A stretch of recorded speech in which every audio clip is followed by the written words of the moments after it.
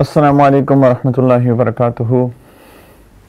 الحمدللہ وکفا وسلام علی عبادہ الذین اصطفیٰ، اما بعد، اللہم صلی علی سیدنا محمد وعلی آل سیدنا محمد وبارک وسلم، اللہم صلی علی سیدنا محمد وعلی آل سیدنا محمد وبارک وسلم، اللہم صلی علی سیدنا وحبیبنا محمد وعلی آل سیدنا ونبینا محمد وبارک وسلم۔ آج انشاءاللہ تعالی ہم لوگ 21 جز کی سمری کریں گے، 21ویں جز کا خلاصہ کریں گے انشاءاللہ۔ سورۃ العنکبوت ہی چل رہی ہے۔ اللہ سبحانہ و تعالی نے فرمایا بعد اعوذ باللہ من الشیطان الرجیم بسم اللہ الرحمن الرحیم اتلو ما اوحی الیک من الکتاب واقم الصلاۃ، کہ نبی صلی اللہ علیہ وسلم جو کتاب آپ کے پاس وحی کے ذریعے بھیجی گئی ہے اس کی تلاوت کریں اور نماز قائم کریں۔ ان الصلاۃ تنہی عن الفحشاء والمنکر، بے شک نماز بے حیائی اور برے کاموں سے روکتی ہے، بے شک نماز بے حیائی اور برے کاموں سے روکتی ہے۔ وَلَذِكْرُ اللَّهِ اکبر، اور اللہ کا ذکر سب سے بڑی چیز ہے۔ وَاللَّهُ يَعْلَمُ مَا تَصْنَعُونَ، اور جو کچھ تم کرتے ہو اللہ تعالیٰ اس کو جانتے ہیں۔ نماز کا مقصد اللہ سبحانہ و تعالیٰ نے بیان کیا۔ نماز سے ہوتا کیا ہے؟ پہلی بات یہ جاننا چاہیے کہ نماز روح کی غذا ہے۔ ہماری روح کو بھی غذا چاہیے جیسے کہ ہمارے جسم کو غذا چاہیے، اور روح کی غذا وہ ہر چیز ہے جو اللہ تعالیٰ کی رحمت کو متوجہ کرتی ہے، اور اس میں سب سے بڑھ کر سب سے پہلی چیز، سب سے اہم، سب سے امپورٹنٹ وہ نماز ہے۔ اور اپنے وقت پر نماز، جیسے کہ ہم جسم کو اپنے وقت پہ کھانا دیتے ہیں، ناشتے کے وقت ناشتہ، دوپہر کے کھانے وقت دوپہر کا کھانا، رات کے کھانے کے وقت رات کا کھانا، اسی طریقے سے روح کو بھی اس کی غذا اس کے وقت پہ چاہیے۔ فجر کے وقت فجر، ظہر کے وقت ظہر، عصر کے وقت عصر، مغرب اور عشاء اپنے وقت پہ اسی طرح سے۔ اور اللہ تعالیٰ نے فرمایا کہ یہ تم کو بے حیائی اور برے کاموں سے روک دیتی ہے۔ سب سے پہلی بات تو اگر ہم بے حیائی اور برے کاموں سے نہیں روک رہے تو اس کا مطلب ہے کہ ہماری نماز یا تو پڑھتے نہیں ہیں لوگ، اور یہ بھی یاد رکھیں کہ ایک نماز قصداً عمداً جانتے بوجھتے چھوڑ دینا، نبی کریم صلی اللہ علیہ وسلم نے فرمایا ایسے ہی ہے جیسے کہ اس نے کفر کر دیا۔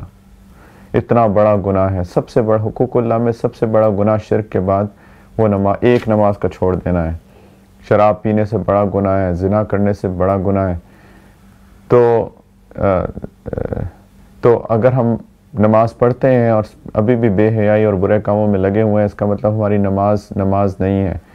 نماز دیکھیں، 5 وقت اللہ کے سامنے جا کے کھڑے ہونا، 5 وقت اللہ اکبر کہنا کہ اللہ سب سے بڑا ہے، ساری باقی ہر چیز چھوٹی ہے، اور اس کے بعد آپ اللہ تعالیٰ کی نافرمانی کے کام کریں، اس کا مطلب ہے کہ اللہ اکبر کا مطلب ہی ہمیں سمجھ نہیں آیا۔ اور دوسرا، اللہ تعالیٰ کے سامنے کھڑے ہونا ہے، اللہ تعالیٰ سے ایک طرح سے ملاقات ہے۔ اگر انسان کو پتہ ہو کہ بھی تھوڑے گھنٹوں کے بعد میں دوبارہ جا کے اللہ کے سامنے ملاقات کروں گا اور بیچ میں اللہ کی نافرمانی کرتا رہوں، تو یہ تو انسان ویسی شرمندگی سے ہی ڈوب جائے۔ تو چونکہ ہماری نماز اس طرح سے ہوتی نہیں ہے کہ ہم اللہ تعالیٰ کے سامنے کھڑے ہونے کا استحضار کریں، تو ہم بیچ میں جو برے کام کرتے رہتے ہیں، ہر جھوٹ بھی بولیں گے، بد نظری بھی کریں گے، بد زبانی بھی کریں گے، لوگوں کو تکلیف بھی دیں گے، اور پھر جا کے اللہ اکبر کہہ کے کھڑے ہو جاتے ہیں۔ اس کا مطلب ہمیں پتہ ہی نہیں ہے کہ ہم کر کیا رہے ہیں نماز کے اندر۔ تو جو نماز واقعی پڑھتا ہے اس طریقے سے کہ جس طرح پڑھنی چاہیے، اللہ کے استحضار کے ساتھ، جیسے اللہ کے سامنے کھڑے ہیں، جو اس میں پڑھا جاتا ہے اس کا استحضار رکھے، اس کو سمجھ کے، تو بے شک نماز برے کاموں اور بے حیائی کے کاموں سے روک دیتی ہے۔ اور اللہ کا ذکر سب سے بڑی چیز ہے، اللہ سب سے بڑے ہیں، اللہ کا ذکر سب سے بڑا ہے، اور اس سے اللہ تعالیٰ کا رضوان، اللہ تعالیٰ کی رضا ملتی ہے، وہ بھی سب سے بڑی ہے۔ اللہ تعالیٰ نے فرمایا اللہ اکبر وَلَذِكْرُ اللَّهِ اکبر وَرِضْوَانٌ مِّنَ اللَّهِ اکبر۔ آگے چل کے اللہ سبحانہ و تعالیٰ نے مشرکین مکہ وہ فرمائشیں کرتے رہتے تھے معجزے کی، کہ معجزہ دیں، معجزہ دیں، معجزہ دیں۔ اللہ تعالیٰ نے فرمایا کہ سب سے بڑا معجزہ تو قرآن ہے، کہ ایک ایسے نبی جو کہ امی تھے، جو پڑھے لکھے نہیں تھے، جو کبھی اسکول نہیں گئے، کبھی مدرسے نہیں گئے، کبھی کسی سے پڑھنا لکھنا سیکھا نہیں، وہ ایک ایسا کلام تمہیں دے رہے ہیں جو فصاحت بلاغت میں ایک عظیم الشان شاہکار ہے۔ اور وہ لوگ جو اپنی زبان پہ اتنا ناز کرتے تھے، جیسے کہ ہم پہلے بھی کہتے آئے کہ بار بار اللہ تعالیٰ نے ان کو چیلنج کیا کہ ایک صورت ایسی بنا لاؤ، 10 صورتیں ایسی بنا لاؤ، لیکن اس چیلنج کو قبول نہیں کر سکے۔ اس سے پتہ چلتا ہے کہ ایک اتنا فصیح اور بلیغ کلام ہے، اور ایک ایسی شخص کے زبان پہ جاری ہے جس نے کبھی پڑھا لکھا نہیں، جس نے کبھی کسی سے سیکھا نہیں ہے۔ تو اس سے بڑا معجزہ اور کیا ہے؟ یہ زبان کا معجزہ۔ اور ایک چیز یاد رکھیں، اصل میں جو واقعی میں قرآن کو گہرائی سے سمجھتے ہیں، خاص طور پہ اس کی فصاحت اور بلاغت کو اور اس کی عربی زبان کو، وہ ایک چیز ان کو پتہ ہے کہ یہ ایک عجیب کلام ہے۔ یعنی اس کی عربی زبان جس طریقے سے اس ساری آیات کو بیان کیا گیا ہے، یہ ایک عجیب ہی ہے۔ یعنی ایک انسان حیران ہو جاتا ہے کہ کس طریقے سے اتنی فصاحت کے ساتھ کسی نے بات کر دی۔ اور یاد رکھیں کہ نبی کریم صلی اللہ علیہ وسلم نے لکھ کے نہیں پیش کیا، اور یہ بھی اس کے اندر ایک حکمت ہے کہ جس طرح تورات اللہ تعالیٰ نے دے دی تھی، لکھی ہوئی تختیاں تھیں، قرآن بھی نازل ہو سکتا تھا ایسا، لیکن اللہ تعالیٰ نے اس کو دل میں اتارا نبی کریم علیہ السلام کے، انہوں نے زبانی بیان کیا۔ اور جب انسان زبانی بات کرتا ہے، میں ابھی یہ بات کر رہا ہوں، بعد میں شاید اگر میں اپنی ریکارڈنگ جا کے سنوں تو میں کہوں گا میں نے یہ بھی غلطی کر دی، یہ بھی کر دی، یہ بھی کر دی۔ انسان جب بولتا ہے تو انسان سے بہت غلطیاں ہو سکتی ہے، جب انسان لکھتا ہے تو وہ غلطی ہو جائے تو اس کو ٹھیک کر سکتا ہے۔ یہ بھی ایک عجیب بات ہے کہ ایک امی شخص بغیر سیکھے ایک ایسی بات کر رہا ہے، زبانی ایکسٹمپور اپنی زبان سے لکھ کے نہیں، اور اتنا اس کے اندر ایک ردم ہے، ایک اس کے اندر ایک گہرائی ہے، اس کے اندر فصاحت ہے، بلاغت ہے۔ تو یہی معجزہ ہے۔ اے نبی صلی اللہ علیہ وسلم، اسی طرح ہم نے تم پہ کتاب نازل کی، اس لیے جن لوگ ہم نے کتاب دی وہ اس پر ایمان لاتے ہیں، اور ان مشرکوں میں سے بھی کچھ لوگ ہیں جو اس پر ایمان لا رہے ہیں، اور ہماری آیاتوں کا انکار صرف وہی لوگ کرتے ہیں جو کافر ہیں۔ اور تم اس سے پہلے نہ کوئی کتاب پڑھتے تھے، نہ کوئی کتاب اپنے ہاتھ سے لکھتے تھے۔ اگر ایسا ہوتا، یعنی اگر تم امی نہ ہوتے، تو یہ جو باطل والے لوگ ہیں یہ اور اعتراضات کرتے ہیں۔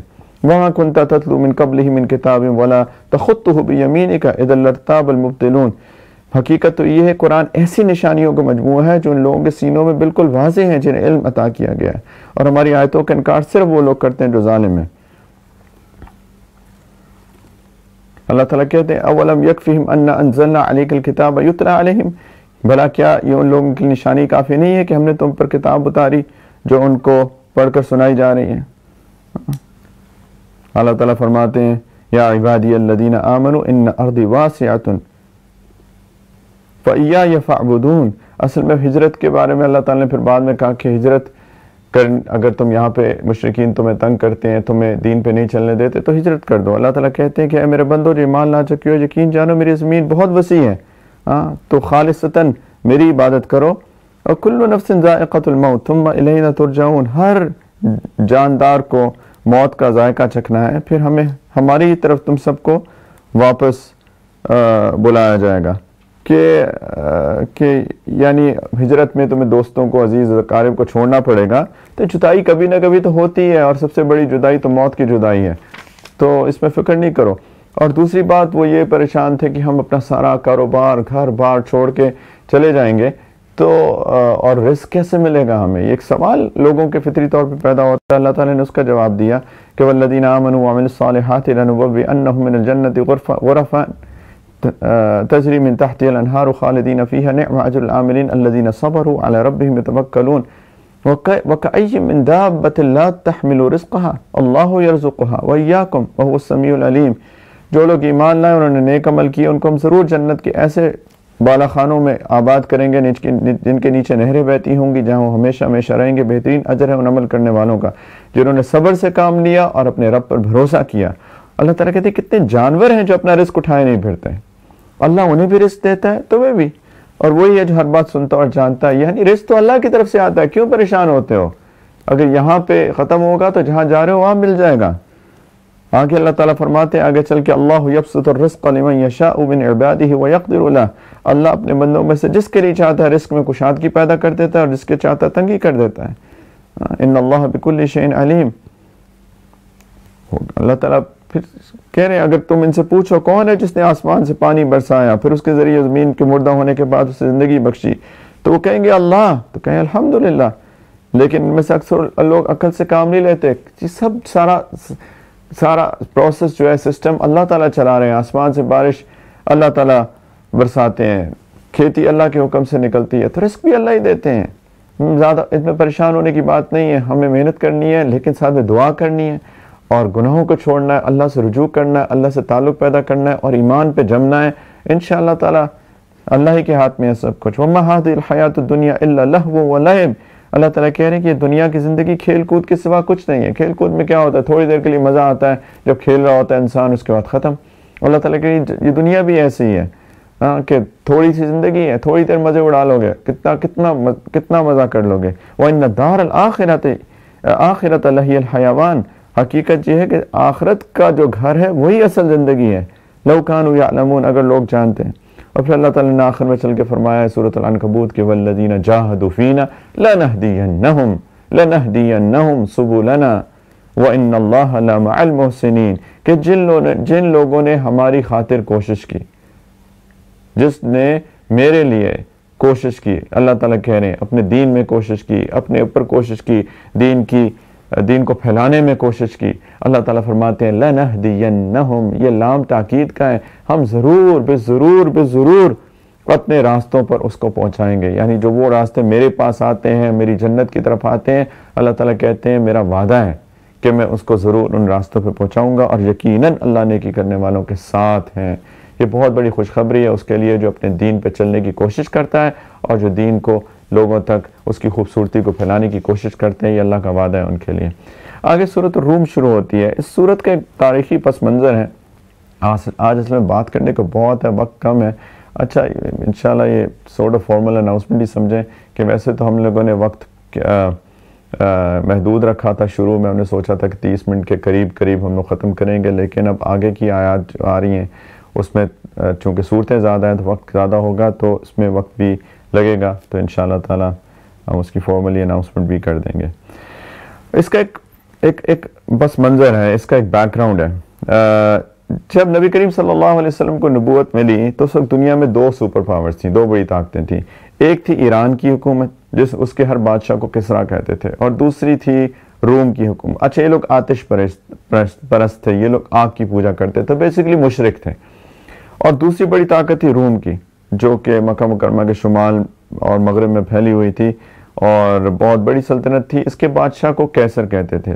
ایران کے بادشاہ کو کسریٰ اور روم کے بادشاہ کو قیصر. اور یہ اہل الکتاب تھے، یہ عیسائی مذہب پہ تھے، ان کی اکثریت.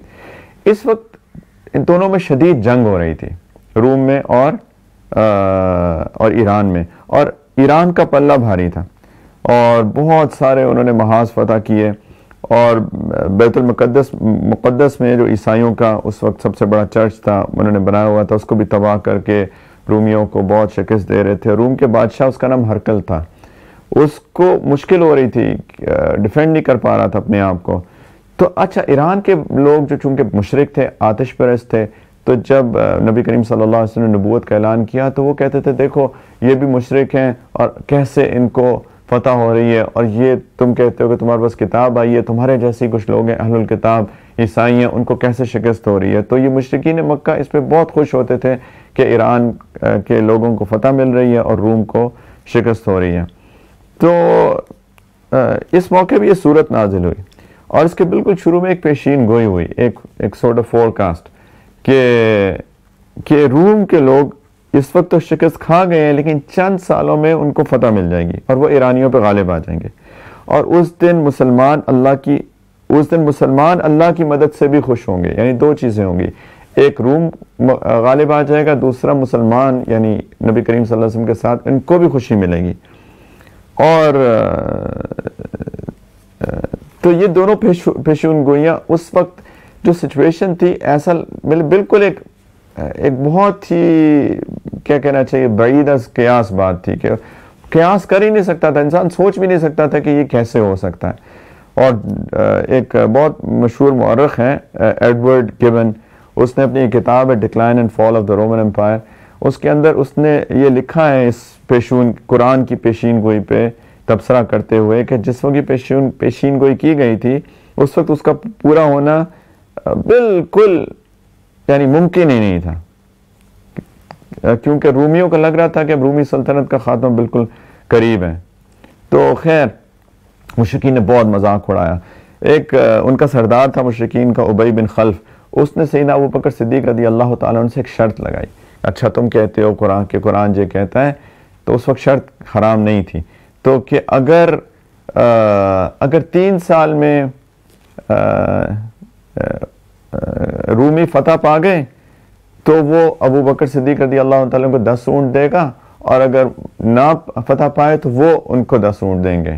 تو نبی کریم صلی اللہ علیہ وسلم کو آ کے ابو بکر صدیق نے بتایا، تو اچھا جب آگے آیت ہم پڑھیں گے تو اللہ سبحانہ تعالیٰ نے فرمایا کہ جو پیشین گوئی ہوگی فی بدع سنین، ہاں چند سالوں میں۔ یہ بدع ان کا جو لفظ ہے عربی زبان کی، یہ 3 سے 9 تک کے لیے بولا جاتا ہے۔ تو نبی کریم صلی اللہ علیہ وسلم نے کہا کہ تم اس کو کہو کہ یہ شرط 9 سال کی لگا لو، لیکن ہم اونٹ زیادہ کر دیتے ہیں، 10 کی بجائے 100 کر دیتے ہیں۔ تو مان گیا، کیونکہ وہ تو 9 کیا، اس کو تو 100 سال میں بھی غالباً نہیں لگ رہا ہوگا کہ رومی فتح پائیں گے۔ تو شرط ہو گئی ان کی، اور اللہ کی شان یہ ہوئی کہ جب یہ لوگ ایرانی بالکل جو ان کا قسطنطینہ میں کانسٹینٹینوپل کے اندر ان کا جو بیسکلی دارالحکومت سمجھ لیں، وہاں تک پہنچ گئے، اور جو وہاں کا بادشاہ تھا ہرقل، وہ اس کو تب کوئی چارہ ہی نظر نہیں آ رہا تھا، اس کو تھا کہ بس میں ہتھیار ڈال لوں، کیونکہ بالکل سب ختم ہو گیا تھا۔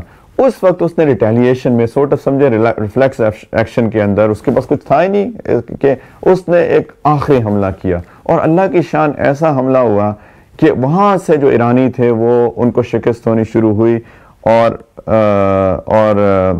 ان کو کامیابی ہوئی، اور جنگ کا پاسا بالکل پلٹ گیا۔ اور یہ 7 سال میں، اس آیت کے نزول کے 7 سال کے بعد رومیوں کو فتح ہوئی، اور اس کی خبر عرب پہنچی۔ اچھا، یہ وہی ایگزیکٹ وہ وقت تھا جب بدر کا مارکا ہوا، اور بدر میں اللہ تعالیٰ نے مسلمانوں کو بھی فتح عطا کی، اور اس پہ مسلمانوں کو بہت غیر معمولی خوشی تھی۔ تو دونوں پیشین گوئیاں کھلی آنکھوں سے پوری ہوئیں، اور اس وقت یعنی یہ اگر کوئی واقعی میں دل کھول کے ان کو پڑھے آیات کو اور باقی قرآن کو پڑھے تو بالکل لا ریب فیہ، اس میں کوئی شک نہیں ہے، یہ کلام اللہ کی طرف سے ہی ہے۔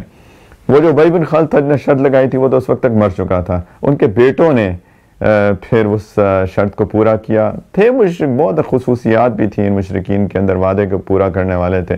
100 اونٹ سیدنا ابوبکر صدیق کو لا کے انہوں نے دیے، اور سیدنا ابوبکر صدیق نے نبی کریم صلی اللہ علیہ وسلم کو بتایا تو انہوں نے کہا کہ تم لے لو، لیکن چونکہ اب تک شرط حرام ہو چکی تھی، اور ایک طرح سے جوئے کی قسم تھی، ظاہری بات ہے شرط لگانا تو حرام ہو چکی تھی، تو انہوں نے کہا تم اس کو صدقہ کر دو، لوگوں میں تمہارے اپنے استعمال کے لیے نہیں ہے۔ تو اعوذ باللہ من الشیطان الرجیم، بسم اللہ الرحمن الرحیم، الف لام میم، غلبت الروم، کہ رومی لوگ فی ادنى الارض، غلبت الروم فی ادنى الارض، کہ قریب کی سرزمین میں یہ رومی مغلوب ہو چکے ہیں، یعنی ان کو شکست ہو چکی ہے۔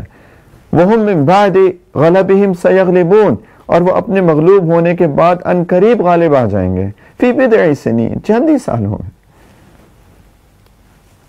للہ الامر من قبل ومن بعد، سارا اختیار اللہ ہی کا ہے، پہلے بھی اور بعد میں بھی۔ اور وَيَوْمَئِذٍ يَفْرَحُ الْمُؤْمِنُونَ، اور اس دن ایمان والے اللہ کی دی ہوئی فتح سے خوش ہو جائیں گے۔ وَعَدَ بِنَصْرِ اللَّهِ يَنْصُرُ مَنْ يَشَاءُ، اللہ جس کو چاہتا ہے فتح دے دیتا ہے۔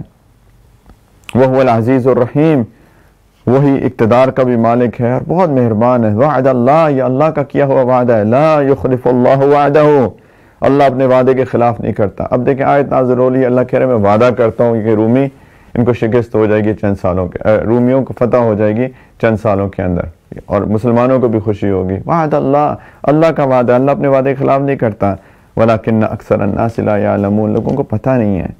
آگے چل کے اللہ سبحانہ و تعالیٰ نے اپنی توحید کی، اللہ تعالیٰ قدرت کی، اللہ تعالیٰ کے وجود کی نشانیاں بہت ساری آیات میں، آخر میں آگے چل کے اللہ تعالیٰ نے فرمایا وَلَهُ الْحَمْدُ فِي السَّمَاوَاتِ وَالْأَرْضِ وَعَشِيًّا وَحِينَ تُظْهِرُونَ، سورج ڈھلنے کے وقت بھی اس کی تسبیح کرو، اور اس وقت بھی جب تم پہ زور کا وقت آ جاتا ہے۔ يُخْرِجُ الْحَيَّ مِنَ الْمَيِّتِ وَيُخْرِجُ الْمَيِّتَ مِنَ الْحَيِّ، وہ جاندار کو بے جان سے نکال لیتا ہے، بے جان کو جاندار سے نکال لیتا ہے۔ وَيُحْيِي الْأَرْضَ بَعْدَ مَوْتِهَا، اور زمین کو اس کے مردہ ہو جانے کے بعد زندگی دیتا ہے۔ وَكَذَلِكَ تُخْرَجُونَ، اسی طرح تمہیں بھی قبروں سے نکال لیا جائے گا۔ پھر اللہ تعالیٰ نے اپنی کچھ نشانیاں بتائیں۔ وَمِنْ آیَاتِهِ، اللہ کی قدرت کی نشانیوں میں سے ہے، ان خلقکم من تراب ثم اذا انتم بشر تنتشرون، کہ اس نے تم کو مٹی سے پیدا کیا اور پھر تم دیکھتے ہی دیکھتے انسان بن کر زمین پہ پھیل گئے۔ ومن آیاتہ، اللہ کی نشانیوں میں سے ہے، ان خلق لکم من انفسکم ازواجا لتسکنوا الیہا، کہ اس نے تمہارے لیے تم ہی میں سے تمہاری بیویاں پیدا کی تاکہ تم ان کے پاس سکون حاصل کرو۔ یہ عجیب، یہ اللہ تعالیٰ کہتے ہیں اللہ کی قدرت ہے. اگر جس طرح نکاح ہوتا ہے دین کے اندر کہ آپ ایک شوہر، ایک مرد جو ہے وہ ایک عورت کو نکاح کا پیغام دیتا ہے، اور وہ اس عورت کو جانتا ہی نہیں ہے پہلے، لیکن جب اس سے نکاح ہو جاتا ہے تو اللہ تعالیٰ ان کے درمیان ایسی محبت ڈال دیتے ہیں کہ وہ ایک دوسرے کا جز بن جاتے ہیں، ایک دوسرے کا کی جدائی برداشت نہیں ہوتی ہے، اور بیوی جو ہے وہ شوہر کی محبت ہوتی ہے، شوہر کے دل میں بیوی کی محبت ہوتی ہے، اور ایک دوسرے کے پاس رہنے سے ان کو سکون ہوتا ہے. یہ اللہ تعالیٰ کہتے ہیں میری نشانی ہے، میں نے ایک ایسا مضبوط تعلق بنا دیا دو ایسے لوگوں کے اندر جو پہلے بالکل اجنبی تھے. یہ جو لوگ کہتے رہتے ہیں جی ہاں، بہت لوگ خاص طور پہ غیر مسلم، جب میں امریکہ میں رہتا تھا تو ایک سوال بڑا کامن ہوتا تھا کہ آپ لوگ جو ہیں اس طرح ارینج میرجز کرتے ہیں، تو کیسے ہو جاتا ہے؟ آپ لوگ کیسے رہتے ہیں؟ ہم تو جب تک ایک دوسرے کو جانے نہیں، ایک دوسرے کے پاس رہے نہیں، جب تک ایک دوسرے کے مزاج کو نہیں سمجھے، آپ شادی کر رسک کیسے لے سکتے ہیں؟ اللہ تعالیٰ کہتے ہیں کہ میں کرتا ہوں. اور یہ لوگ جو 6 مہینے، ایک سال، کئی سال افیئر چلا کے ساتھ رہ کے اور پھر شادی کرتے ہیں، آپ دیکھیں کتنے لوگ ہیں ان میں سے جن کی 10 مہینوں میں ڈیورس ہو جاتی ہے. تو اصل میں محبت تو اللہ ڈالتے ہیں. لِتَسْكُنُوا إِلَيْهِ وَجَعَلَ بَيْنَكُمْ مَوَدَّةً وَرَحْمَةً، اور تمہارے درمیان، شوہر بیوی کے درمیان محبت اور رحمت کے جذبات رکھ دیے. اللہ تعالیٰ کہتے ہیں جوانی میں محبت کے جذبات زیادہ ہوتے ہیں، جب بوڑھے ہو جاتے ہیں تو رحمت کے جذبات زیادہ ہو جاتے ہیں، دونوں ہی رہتے ہیں. إِنَّ فِي ذَلِكَ لَآيَاتٍ لِقَوْمٍ يَتَفَكَّرُونَ، یقیناً اس میں ان لوگوں کے لیے بڑی نشانی ہے جو غور و فکر سے کام کرتے ہیں. وَمِنْ آيَاتِهِ، اللہ کی نشانیوں میں سے خلق السماوات والارض واختلاف السنتکم والوانکم، اس کی نشانیوں کا ایک حصہ ہے کہ آسمان اور زمین کی پیدائش میں اور تمہاری زبانوں اور رنگوں کا اختلاف. کوئی گورا ہے، کوئی کالا ہے، کوئی گندمی ہے، کوئی ڈارک ہے، کوئی لائٹ ہے. یہ اللہ تعالیٰ نے بنائے اتنے سارے لوگ، اور زبانیں سبحان اللہ عجیب. آپ ذرا سی، میں پاکستان سے ہوں، آپ نیچے کراچی سے چلنا شروع کریں اوپر نارتھ، تو چند کلومیٹر کے بعد آپ لوگ جو ہیں ایک نئی زبان بول رہے ہوتے ہیں. اب نیچے سے لے کر اوپر تک چلے جائیں، نارتھ تک، ایسٹ سے لے کر ویسٹ تک چلے جائیں، اور ہر چند کلومیٹر کے بعد ایک نئی زبان ہے. اللہ کی شان ہے. زبان تو وہی ہے، گوشت کا تو ویسے ہی ٹکڑا ہے، لیکن اس سے جیسے الفاظ نکلتے ہیں وہ وہی لوگ سمجھ پاتے ہیں جو ان کے ارد گرد ہوتے ہیں. عجیب اللہ کی قدرت ہے. وَمِنْ آيَاتِهِ مَنَامُكُمْ بِاللَّيْلِ وَالنَّهَارِ وَابْتِغَاؤُكُمْ مِنْ فَضْلِهِ إِنَّ فِي ذَلِكَ لَآيَاتٍ لِقَوْمٍ يَسْمَعُونَ، اللہ کی نشانیوں کا ایک حصہ تمہارا رات اور دن کے وقت سونا اور اللہ کا فضل تلاش کرنا ہے. اللہ کی نشانی ہے اس میں جو بات سنتے ہو. اللہ تعالیٰ ان کی نشانی ہے، تمہیں بجلی کی چمک دکھاتا ہے جس سے ڈر بھی لگتا ہے، امید بھی ہو جاتی ہے. آسمان سے پانی برساتا ہے جس سے وہ مردہ زمین کو اس کے مردہ ہونے کے بعد پھر زندگی بخشتا ہے. اس کے لیے نشانی ہے جو عقل سے کام لیتے ہیں. اس کی نشانی یہ ہے کہ آسمان اور زمین میں اس کے حکم سے قائم ہے. پھر ایک دن پکار دے گا کہ تمہیں زمین سے بلائے گا اور تم نکل پڑو گے، اور آسمان اور زمین میں جو کچھ بھی ہے اس کی ملکیت ہے، سب اسی کے حکم کے تابع ہیں. تو یہی اللہ تعالیٰ آگے چل کے فرمانے فاقم وجہک للدین حنیفہ، لہٰذا تم یکسو ہو کر اپنا رخ اس دین کی طرف قائم رکھو، اور فطرت اللہ التی فطر الناس علیہا، اور اللہ کی بنائی ہوئی اس فطرت پر چلو جس پر اس نے تمام لوگوں کو پیدا کیا. اللہ نے ایک فطرت، ایک نیچرل ڈسپوزیشن ہے جس کے اوپر ہر انسان کو بنایا، ہر انسان کو بنایا. اگر اس کا ماحول اس کو خراب نہ کرے تو ہر انسان کے اندر اللہ کو پہچاننے کا مادہ ہے، اللہ کو جاننے کا مادہ ہے. ہر بندہ غلط چیز کو غلط سمجھتا ہے، جھوٹ کو غلط سمجھتا ہے، کسی کے اوپر زیادتی کو غلط سمجھتا ہے، لیکن یہ تب ہے کہ اگر اس کا ماحول اس کو خراب نہ کر دے. یہ وہ فطرت ہے جس کے اوپر اللہ نے ہم سب کو بنایا. ہر شخص اگر وہ ان بائسڈ ہو کے اللہ کی تلاش میں نکلے تو ہر شخص توحید کا قائل ہو جائے گا. اسی لیے احکام میں تو رسولوں کی ضرورت ہے. کوئی رسول بھیجے اللہ تعالیٰ، کسی کے پاس جائے اور ان کو بتائے کہ میں نے کیا کرنا ہے، نماز پڑھنی ہے، کیسے پڑھنی ہے، یہ تو انسان محتاج ہے کسی رسول کا. لیکن جو توحید ہے اس کے لیے کسی کی تقلید نہیں کرنی. جو بندہ غور و فکر سے کام لے، اللہ کی کائنات پہ غور کرے، وہ اس نتیجے پہ تو پہنچے گا کہ کوئی تو ہے جو نظام ہستی چلا رہا ہے، اور وہی خدا ہے.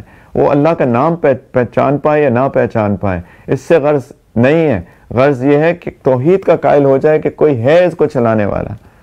تو وہ اللہ کی فطرت، اللہ نے سب کی ایک فطرت بنائی ہے. اللہ تعالیٰ فرما رہے ہیں اللہ کی بنائی ہوئی اس فطرت پر چلو جس پر اس نے تمام لوگوں کو پیدا کیا ہے. لا تبدیل لخلق اللہ, اللہ کی تکلیف میں کوئی تبدیلی نہیں لائی جا سکتی. ذالک الدین القیم, یہی بالکل سیدھا راستہ ہے. ولکن اکثر الناس لا یعلمون, اکثر لوگ جانتے نہیں ہیں. منیبین الیہ واتقوہ واقیموا الصلاۃ ولا تکونوا من المشرکین. فطرت کی پیروی اس طرح کرو کہ تم نے اسی اللہ سے لاء لگائی ہو اور اس تقوی اختیار کرو, نماز قائم کرو اور ان لوگوں کے ساتھ شامل نہ ہو جو شرک کرتے ہیں. آگے اللہ تعالیٰ فرماتے ہیں وہ کیا کرتے ہیں کہ وَإِذَا مَسَّ النَّاسَ ضُرٌّ دَعَوْا رَبَّهُمْ مُنِيبِينَ إِلَيْهِ ثُمَّ إِذَا أَذَاقَهُم مِّنْهُ رَحْمَةً إِذَا فَرِيقٌ مِّنْهُم بِرَبِّهِمْ يُشْرِكُونَ. جب کچھ لوگوں کو تکلیف چھو جاتی ہے تو اپنے رب سے لو لگا کر اس کو پکارتے ہیں, اور جب اپنی طرف سے انہیں رحمت کا ذائقہ چکھا دیتا ہے تو ان میں سے کچھ لوگ پھر اپنے رب کے ساتھ شرک کرنے لگتے ہیں تاکہ ہم نے انہیں جو کچھ دیا تھا اس کی ناشکری کریں. اللہ تعالیٰ کہتے ہیں ٹھیک ہے پھر کچھ مزے اڑا لو, وہ وقت دور نہیں ہے جب تمہیں سب پتہ چل جائے گا. اور اللہ تعالیٰ کہتے ہیں کہ ہم کچھ لوگوں کو رحمت کا مزہ چکھاتے ہیں تو اس پہ تکبر کرتے ہیں, اترا جاتے ہیں, اور اگر خود اپنے ہاتھوں کی کرتوت کی وجہ سے انہیں کوئی برائی پہنچتی ہے تو ذرا سی دیر میں مایوس ہونے لگتے ہیں. یہاں پہ اللہ تعالیٰ کہہ رہے ہیں کہ تمہیں جو برائی, مصیبت, پریشانی پہنچتی ہے تمہارے اپنے ہاتھوں کی کمائی ہے. اور ساتھ میں اللہ تعالیٰ اولم یروا ان اللہ یبسط الرزق لمن یشاء ویقدر ان فی ذلک لآیات لقوم یؤمنون. انہوں نے دیکھا نہیں ہے کہ اللہ جس کے لیے چاہتا ہے رزق کشادہ کر دیتا ہے, جس کے لیے چاہتا ہے تنگ کر دیتا ہے. اس میں لوگوں کے لیے نشانیاں جو ایمان لائیں, تو اس لیے اپنے ہاتھ کو تنگ نہ کرو, اللہ رزق دیتے ہیں. فآتی ذی القربى حقہ والمسکین وابن السبیل, رشتہ دار کو اس کا حق دو, مسکین کو, مسافر کو. مت سوچو کیا ہوگا, میرے پاس پیسے کم ہو جائیں گے, اللہ اور دیں گے. اور اللہ تعالیٰ کہہ رہی ہے جو تم سود دیتے ہو, وما اتیتم من ربا لیربو فی اموال الناس فلا یربو عند اللہ, یہ تم سود دیتے ہو تاکہ لوگوں کے مال میں شامل ہو کے بڑھ جائے, تو اللہ کے نزدیک سود نہیں بڑھتا. اور جو زکوٰۃ تم اللہ کی رضا کے لیے دیتے ہو, تو جو بھی ایسا کرتے ہیں وہ اپنے مال کو کئی گنا بڑھا لیتے ہیں. اللہ کے راستے میں خرچ کرنے سے اللہ کے مال بڑھتا ہے, سود دینے سے اللہ کے ہاں نہیں بڑھتا, وہ تباہ ہو جاتا ہے. اللہ تعالیٰ کہتے ہیں ظہر الفساد فی البر والبحر بما کسبت ایدی الناس لیذیقہم بعد الذی عملوا لعلہم یرجعون, کہ لوگوں نے اپنے ہاتھوں جو کمائی کی ہے اپنے گناہوں کی وجہ سے, اس کی وجہ سے خشکی اور تری میں فساد پھیلا ہے.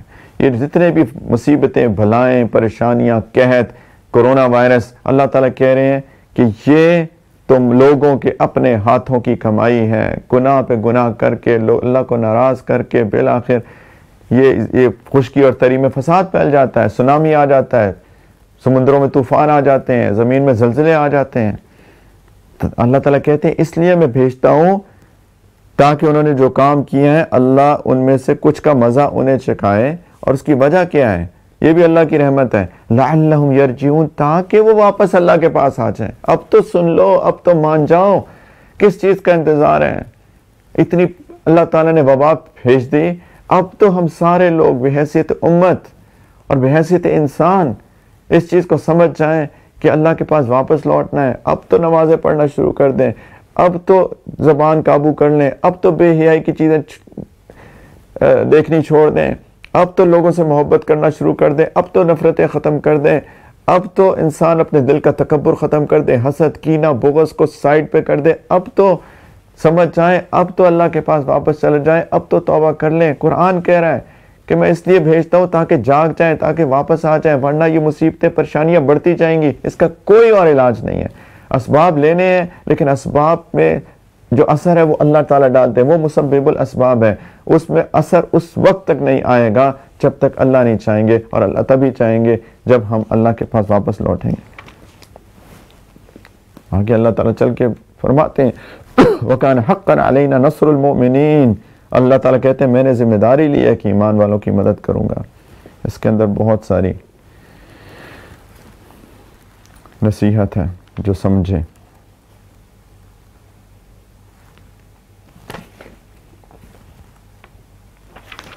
آگے سورہ لقمان شروع ہوتی ہے. سورہ لقمان, سیدنا لقمان علیہ السلام وہ اہل عرب کے ایک بہت عقل مند اور دانشور شخص کی حیثیت سے مشہور تھے.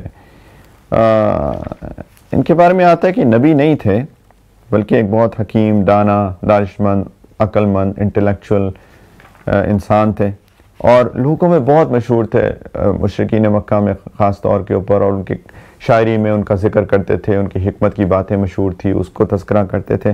تو اللہ تعالیٰ نے سورہ لقمان کے سورت انہی کے نام پر ہے۔ اللہ تعالیٰ نے فرمایا آگے چل کے ان کی کچھ نصیحتیں انہوں نے اپنے بیٹے کو کی، اس کا تذکرہ کیا، اور اللہ تعالیٰ کہتے ہیں دیکھو لقمان کو جن کو تم مانتے ہو، ان کی حکمت بھری باتوں پہ تم لوگ اتنا ان کو ٹرسٹ کرتے ہو، تو وہ بھی توحید کے قائل تھے، وہ بھی مشرک نہیں تھے۔ بسم اللہ الرحمن الرحیم، الف لام میم تلک آیات الکتاب الحکیم ہدی ورحمۃ للمحسنین، یہ اس حکمت والی کتاب کی آیات ہے جو نیک لوگوں کے لیے ہدایت اور رحمت بن کے آئی ہیں، جو نیک لوگ جو نماز قائم کرتے ہیں، زکوٰۃ دیتے ہیں، آخرت کا پورا یقین رکھتے ہیں۔ اللہ تعالیٰ نے فرمایا اولئک علی ھدی من ربہم اولئک هم المفلحون، یہی وہ لوگ ہیں جو اپنے رب کی طرف سے سیدھے راستے میں، یہی لوگ جو فلاح پائیں گے۔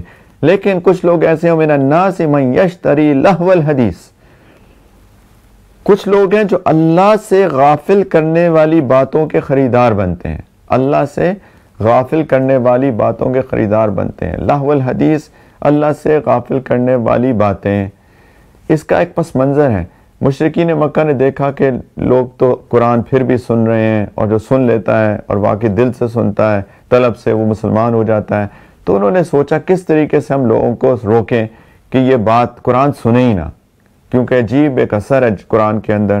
تو ایک مکہ مکرمہ کا ایک تاجر تھا نضر بن حارث، جو اپنی تجارت کے لیے باہر کے ملکوں کا سفر کرتا تھا، وہ ایران گیا تو وہاں سے بادشاہ کے قصیدوں پر، قصوں پر مشتمل ایک کتاب خرید لایا، اور بڑی اس میں چکنی چپڑی اور عجیب جو قصے ہوتے ہیں، کہانیاں جو لوگوں کو ایسے ہی مزہ آتا ہے، اور اس نے کہا کہ، اور ساتھ میں ایک گانے والی کنیز ایک باندی خرید لایا جس کا آواز بہت اچھی تھی، گانے گاتی تھی۔ تو آگے کہا کہ یہ محمد صلی اللہ علیہ وسلم تمہیں قصے سناتے ہیں عاد کے، سمود کے اور پچھلی قوموں کے، اور میں بھی تمہیں قصے سناتا ہوں۔ اور اس عورت کو کہا کہ تم گاؤ، اور اس کی آواز بہت خوبصورت تھی، تو کچھ لوگ وہ اس کی طرف اٹریکٹ ہوئے، اور اس کا ایک طرح مطلب اس نے کوشش کی کہ میرا یہ طریقہ کامیاب ہو جائے۔ خیر اللہ تعالیٰ نے فرمایا کہ کچھ لوگ وہ ہیں جو اللہ سے غافل کرنے والی باتوں کے خریدار بنتے ہیں، یہ اللہ سے غافل کر رہے ہیں، اس میں گانا بجانا شامل ہے، اس کے اندر باقی ہر وہ چیز شامل ہے جو اللہ سے غافل کرتے، ہر وہ چیز۔ ہاں وہ لیکن دل بہلانا ایک بڑی فطری چیز ہے، بہت فطری چیز ہے، لیکن کوئی ایسی چیز کرنی چاہیے جس سے کوئی فائدہ ہو، ذہنی فائدہ ہو، جسمانی فائدہ ہو، کوئی ورزش ہو۔ یہ بلا وجہ کی چیزیں جس سے نہ کوئی ورزش ہے، نہ کوئی ایکسرسائز ہے، اس کے اندر بالکل بھی نہ ذہنی نہ جسمانی فائدہ ہے، وہ ساری لہو الحدیث کے اندر شامل ہوں گے۔ لیکن کریں، ورزش کریں، ایکسرسائز کریں، کھیلیں، بچوں کے ساتھ کھیلیں، ایسی گیمز کھیلیں، بلا وجہ کمپیوٹر کے سامنے بیٹھ کے ٹھا ٹھا ٹھا ادھر، مطلب ایک وائلنس، اور عجیب بچے بھی کیا سیکھ رہے ہیں، ہم بھی کیا ان کو سکھا رہے ہیں، بے حیائی کی چیزیں اور پتہ نہیں کیا کچھ، یہ سب لہو الحدیث کے اندر شامل ہے۔ بہت کنسٹرکٹیو چیزیں ہیں، پلیز کنسٹرکٹیو چیزیں کیا کریں۔ اللہ تعالیٰ کہتے ہیں تاکہ ان کے ذریعے لوگوں کو بے سمجھے بوجھے اللہ کے راستے سے بھٹکائیں، ان کا مذاق اڑائیں، ان لوگوں کو وہ عذاب ہوگا جو ذلیل کر کے رکھ دے گا۔ آگے اللہ تعالیٰ نے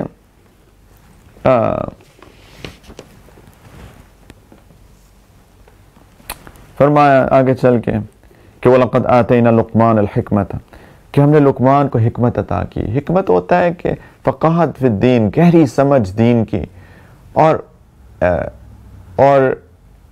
کہ انسان موقع محل کی مناسبت سے بات کرے، کام کرے، اور لوگوں کو دیکھ کے ان کے مزاج کے مطابق ڈیل کرے لوگوں کو، یہ سب حکمت کے اندر شامل ہے۔ اور اللہ تعالیٰ نے فرمایا انشکر للہ، اور ان سے کہا تھا، حکمت عطا کی اور ان سے کہا تھا کہ اللہ کا شکر کرتے رہو۔ علماء نے لکھا ہے کہ لقمان علیہ السلام کو اللہ تعالیٰ نے یہ باتیں الہام کے ذریعے فرمائی تھی۔ کچھ نے کہا یہی حکمت تھی، اصل میں حکمت اللہ کا شکر تھا، اس سے بڑی حکمت کوئی نہیں ہوتی۔ جس کو یہ سمجھ میں آ جاتا ہے کہ اللہ کا شکر ادا کرنا کیا ہے، اس سے بڑی حکمت کی بات کوئی بھی نہیں۔ وَمَن يَشْكُرْ فَإِنَّمَا يَشْكُرُ لِنَفْسِهِ وَمَن كَفَرَ فَإِنَّ اللَّهَ غَنِيٌّ حَمِيدٌ، جو اللہ کا شکر ادا کرتا ہے وہ خود اپنے فائدے کے لیے شکر کرتا ہے، اور اگر کوئی ناشکری کرتا ہے تو اللہ بے نیاز ہے۔ آپ شکایتیں کرتے رہیں، اللہ کو کیا فرق پڑتا ہے؟ اللہ تعالیٰ کی ذات خود بذات خود قابل تعریف ہے۔ اللہ تعالیٰ فرماتے ہیں کہ وَإِذْ قَالَ لُقْمَانُ لِابْنِهِ، اور وہ وقت یاد کرو جو لقمان نے اپنے بیٹے کو کہا، وَهُوَ يَعِظُهُ، اور اس کو نصیحت کر رہے تھے۔ دیکھیں عجیب بات ہے، باپ بیٹے کو نصیحت کی باتیں کر رہا ہے، اللہ کو اتنا پسند آیا، اللہ نے اس کو قرآن کا حصہ بنا دیا۔ حکمت کی بھی باتیں تھیں، اور ساتھ میں ایک والد اپنے بیٹے کو جب سکھاتا ہے، اس کو ادب کی باتیں، نصیحت کی باتیں، اللہ کو یہ بہت پسند ہے۔ وقت نکالا کریں اپنے اولاد کے لیے، ان سے بات کیا کریں۔ یا بنی لا تشرک باللہ، کہا اپنے بیٹے کو انہوں نے، میرے بیٹے اللہ کے ساتھ کسی کو شریک نہ کرنا، ان الشرک لظلم عظیم، شرک بہت بڑا بھاری ظلم ہے۔ اور پھر اللہ تعالیٰ نے ایک جملہ معترضہ کے طور پہ بتایا کہ وصینا الانسان بوالدیہ حملتہ امہ وہنا علی وہن وفصالہ فی عامین ان اشکر لی ولوالدیک الی المصیر، ہم نے انسان کو اپنے والدین کے بارے میں تاکید کی ہے، اور اس کی وجہ یہ ہے کہ اس کی ماں نے اسے کمزوری پر کمزوری برداشت کر کے پیٹ میں رکھا، اور 2 سال میں اس کا دودھ چھوٹتا ہے کہ تم میرا شکر کرو اپنے ماں باپ کا، اور میرے پاس تمہیں لوٹ کے آنا ہے۔ اور اگر وہ تم پہ زور ڈالیں، لیکن والدین کی محبت اپنی جگہ، ماں کا احترام 3 گنا زیادہ باپ سے اللہ تعالیٰ نے اس کو مقام دیا ہے، پھر باپ کا مقام ہے کہ ان کے ساتھ اچھا سلوک کرو، میرا شکر کرو، اور اپنے ماں باپ کا بھی شکر کرو، ان کا احسان مانو۔ لیکن اگر وہ کہیں کہ شرک کرو، یہ بات نہیں ماننی۔ ہاں وَإِن جَاهَدَاكَ عَلَىٰ أَن تُشْرِكَ بِي مَا لَيْسَ لَكَ بِهِ عِلْمٌ فَلَا تُطِعْهُمَا، لیکن پھر ان کی بات نہیں ماننی۔ وَصَاحِبْهُمَا فِي الدُّنْيَا مَعْرُوفًا، لیکن دنیا میں ان کے ساتھ بھلائی سے رہو، پھر بھی بدتمیزی نہیں کر سکتے، پھر بھی روڈ نہیں ہو سکتے، پھر بھی اف نہیں کہہ سکتے، پیار سے ان کو سمجھاؤ۔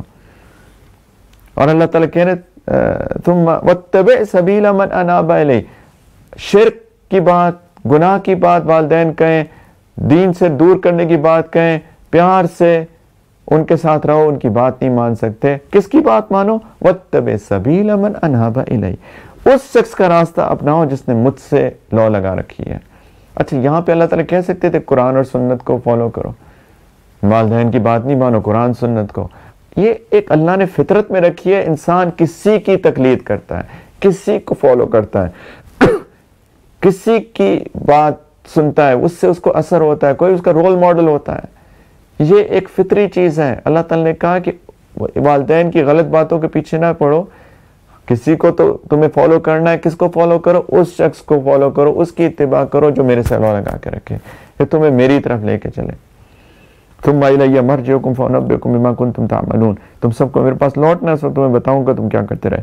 پھر لقمان علیہ السلام کی نصیحتیں دوبارہ شروع فرمائی اللہ نے، یا بنیا، اے میرے بیٹے، انہا ان تکو مثقال حبۃ من خردل فتکن فی صخرۃ او فی السماوات او فی الارض یأتی بها اللہ ان اللہ لطیف خبیر۔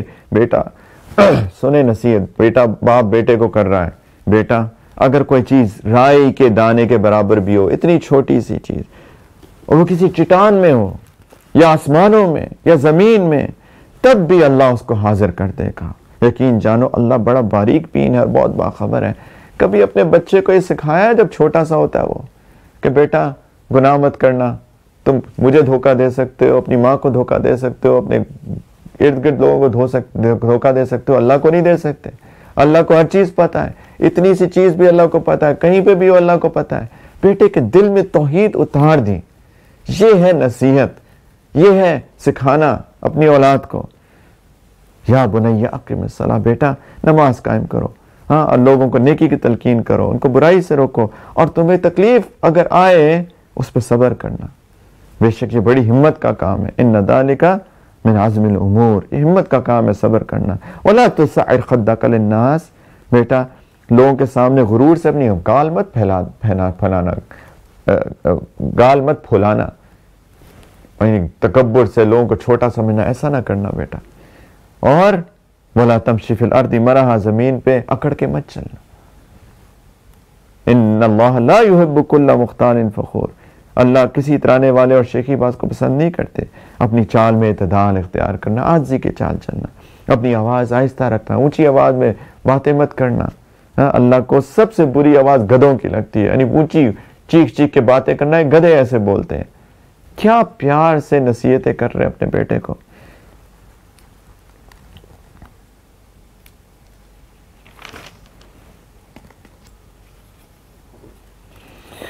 آخر میں چل کے اللہ تعالیٰ نے فرمایا زمین میں جتنے درخت ہیں وَلَوْ أَنَّ مَا فِي الْأَرْضِ مِنْ شَجَرَةٍ أَقْلَامٌ وَالْبَحْرُ يَمُدُّهُ مِنْ بَعْدِهِ سَبْعَةُ أَبْحُرٍ مَا نَفِدَتْ كَلِمَاتُ اللَّهِ إِنَّ اللَّهَ عَزِيزٌ حَكِيمٌ.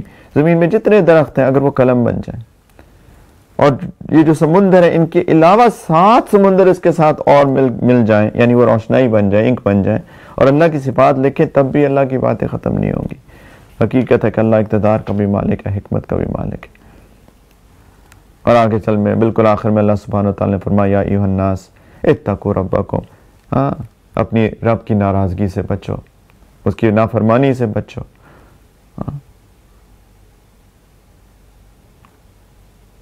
وَاخْشَوْا يَوْمًا لَا يَجْزِي وَالِدٌ عَنْ وَلَدِهِ وَلَا مَوْلُودٌ هُوَ جَازٍ عَنْ وَالِدِهِ شَيْئًا. اس دن سے ڈرو جب کوئی باپ اپنے بیٹے کے کام نہیں آئے گا. لقمان علیہ السلام نے بیٹے کو نصیحت تو کی لیکن اس کا کام نصیحت کرنا ہے، اب بیٹے کا کام عمل کرنا ہے. اس دن سے ڈرو جب کوئی باپ اپنے بیٹے کے کام نہیں آئے گا اور نہ کسی بیٹے کی یہ مجال ہوگی کہ اپنے باپ کے کام آئے. کوئی کام نہیں آئے گا اس دن. ان وعد اللہ حق فلا تغرنکم الحیات الدنیا ولا یغرنکم باللہ الغرور. یقین جانو اللہ کا وعدہ سچا ہے، اس لیے ہرگز ایسا نہ ہو کہ اس دنیا کی زندگی تمہیں دھوکے میں ڈال دے اور ایسا بھی ہرگز نہ ہو کہ شیطان تمہیں اللہ کے معاملے میں دھوکے میں ڈال دے جو سب سے بڑا دھوکے باز. آگے اللہ تعالیٰ فرمائے ان اللہ عندہ علم الساعہ، یقیناً قیامت کی گھڑی کا علم اللہ ہی کے پاس ہے. یہ 5 چیزیں اللہ تعالیٰ نے بتائی ہیں کہ اللہ ہی کو پتہ ہے، کسی کو نہیں پتہ. قیامت کب آئے گی اللہ کو پتہ ہے. وہ ينزل الغیث، وہی بارش برساتا ہے. اللہ کو پتہ ہے کب بارش برسے گی. آپ پریڈکشن کر سکتے ہیں، فورکاسٹ کر سکتے ہیں، لیکن ایگزیکٹلی اس منٹ پہ بارش شروع ہو جائے گی. کئی دفعہ میں نے دیکھا ہے کہ پورے دن میں 100%، 100 تو کبھی بھی نہیں کہتے، 80%، 90% ویدر فورکاسٹ ہوتی ہے کہ بارش ہوگی، ایک قطرہ نہیں برستا. ایسا بھی ہوتا ہے. وہی بارش برساتا ہے اور وہی جانتا ہے وَيَعْلَمُ مَا فِي الْأَرْحَامِ. ویسے اگر اس کو دیکھیں تو اس میں یہ علم کی بات نہیں ہے. اللہ کہا ان اللہ عندہ علم الساعہ وَيُنَزِّلُ الْغَيْثَ. اس کا یہ بھی ہو سکتا ہے ترجمہ اگر کوئی اعتراض کرے کہ اللہ تعالیٰ نے کہا کہ علم اللہ کے پاس ہے قیامت کا اور اللہ بارش برساتا ہے، لیکن علم بھی اللہ ہی کے پاس ہے بارش کا کب ہوگی. اور وہی جانتا ہے کہ ماؤں کے پیٹ میں کیا ہے، کہ وہ شقی ہے کہ سعید ہے، نیک ہے کہ بد ہے، وہ اولاد جو پیدا ہوگی وہ کیسی ہوگی، صرف اللہ کو پتہ ہے. وَمَا تَدْرِي نَفْسٌ مَاذَا تَكْسِبُ غَدًا. کسی جاندار کو یہ نہیں پتا کہ کل وہ کیا کمائے گا. ایک دم بیٹھے بیٹھے ایک فائنینشیل کرائسس آ جاتا ہے، کسی کو نہیں پتا کس کی جاب چلی جائے، ٹرمینیشن ہو جائے، کس کو جاب آفر ہو جائے. وَمَا تَدْرِي نَفْسٌ بِأَيِّ أَرْضٍ تَمُوتُ. کسی جاندار کو یہ نہیں پتا کہ اس کو کس زمین میں موت آئے گی. ان اللہ علیم خبیر. اللہ ہر چیز کا مکمل علم رکھتے ہیں اور ہر چیز سے باخبر ہے. یہاں سے سورہ سجدہ شروع ہوتی ہے.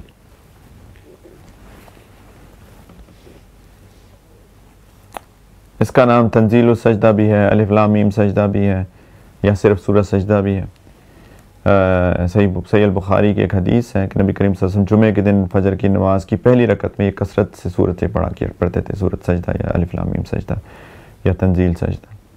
اور ایک مسند احمد کی روایت ہے کہ نبی کریم صلی اللہ علیہ وسلم رات کو سونے سے پہلے سورہ سجدہ اور سورۃ الملک یہ بھی اس کی تلاوت کثرت سے کیا کرتے تھے.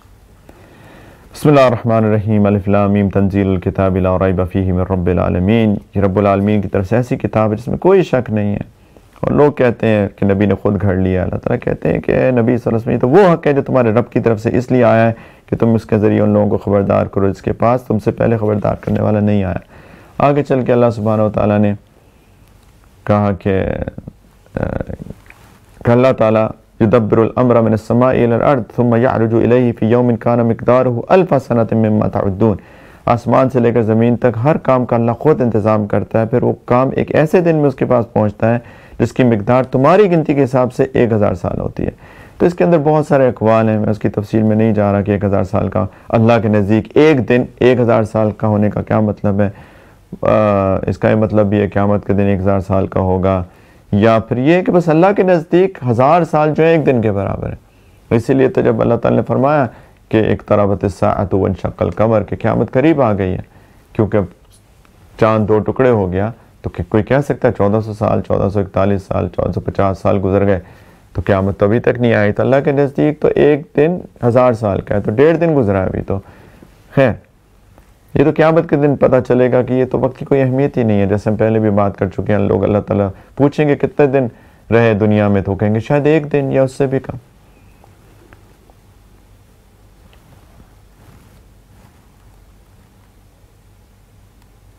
اللہ تعالیٰ کہتے ہیں کہ یہ لوگ کہتے ہیں کیا جب زمین میں ہم بالکل گم ہو جائیں گے، یعنی مٹی بن جائیں گے، ختم ہو جائیں گے، تو کیا اس وقت ہم کسی نئے جنم میں پیدا ہوں گے؟ وَقَالُوا إِذَا ضَلَلْنَا فِي الْأَرْضِ أَإِنَّا لَفِي خَلْقٍ جَدِيدٍ بَلْ هُمْ بِلِقَاءِ رَبِّهِمْ كَافِرُونَ. بات دراصل یہ ہے کہ یہ لوگ اپنے رب سے ملنے کا انکار کرتے ہیں. اللہ تعالیٰ فرما رہے ہیں قُلْ يَتَوَفَّاكُمْ مَلَكُ الْمَوْتِ الَّذِي وُكِّلَ بِكُمْ ثُمَّ إِلَىٰ رَبِّكُمْ تُرْجَعُونَ.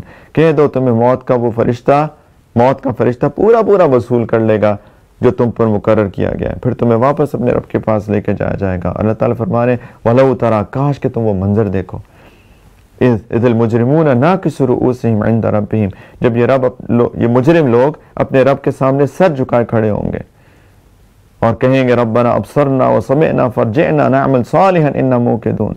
اور یہ کہہ رہے ہوں گے اے رب ہماری آنکھیں اور ہمارے کان اب کھل گئے، اس لیے ہمیں دنیا میں دوبارہ بھیج دیں تاکہ ہم نیک عمل کریں، اب ہمیں یقین آ گیا. اور آخر میں اللہ سبحانہ تعالیٰ نے آگے چل کے کچھ لوگوں کے بارے میں کہا کہ انما یؤمن بآیاتنا الذین اذا ذکروا بها خروا سجدا وسبحوا بحمد ربهم وهم لا يستكبرون. یہ آیت سجدہ ہے، پلیز سب لوگ سجدہ کر لیں. اس سجدے کی آیت جب سنیں تو واجب ہو جاتا ہے سجدہ، بعد میں کر لیں، ابھی ضروری نہیں ہے کرنا. عربی میں پڑھیں، اگر عربی میں پڑھیں اور زبان سے پڑھیں یا سنیں تو اس پہ سجدہ واجب ہو جاتا ہے. یہ میری غلطی ہے، مجھ کو نہیں پڑھنا چاہیے تھی عربی میں، صرف اس کا ترجمہ کر لیتا تو کافی تھا، لیکن خیر اب چونکہ میں نے پڑھ لیے تو سب لوگ سجدہ کر لیجئے گا بعد میں. اللہ تعالیٰ فرماتے ہیں ہماری آیتوں پہ تو وہ لوگ ایمان لاتے ہیں، ان کا حال یہ ہے کہ جب انہیں ان آیتوں کے ذریعے نصیحت کی جاتی ہے تو سجدے میں گر پڑتے ہیں اور اپنے رب کی حمد کے ساتھ کی تسبیح کرتے ہیں اور تکبر نہیں کرتے. اور ان کی کیفیت کیا ہوتی ہے مومنین کی؟ تتجافى في جنوبهم من المضاجع يدعون ربهم خوفا وطمعا ومما رزقناهم ينفقون. ان کے جو پہلو ہیں رات کے وقت اپنے بستروں سے جدا ہوتے ہیں، عشاء بھی پڑھتے ہیں، تہجد بھی پڑھتے ہیں اور اپنے رب کو ڈر اور امید کے ملے جلے جذبات کے ساتھ پکارتے ہیں. اور ہم نے جو ان کو رزق دیا ان میں سے نیکی کے کاموں میں خرچ کرتے ہیں. اللہ تعالیٰ نے فرمایا کہ کسی کو نہیں پتا کہ ایسے لوگوں کے لیے آنکھوں کی ٹھنڈک کا کیا سامان ان کے اعمال کے بدلے میں چھپا کر رکھا گیا. پتہ نہیں کس عمل کا کیا ملے اور ان کی آنکھوں کی ٹھنڈک بن جائے قیامت کے دن.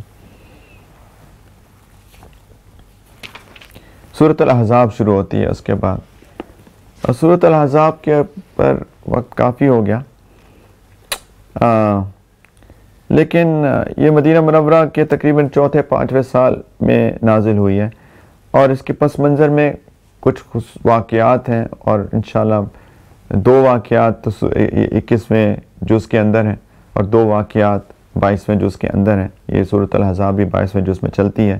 پہلا واقعہ تو جنگ احزاب کا ہے، جس کو ہم اردو میں جنگ خندق بھی کہتے ہیں. بہت سارے قبائل نے مل کر مدینہ منورہ پہ حملہ کرنے کی ٹھانی. تو اب وہ اتنے لوگ تھے کہ اب سوچا کہ ان کا کیسے مقابلہ کریں. تو نبی کریم صلی اللہ علیہ وسلم نے مشورہ کیا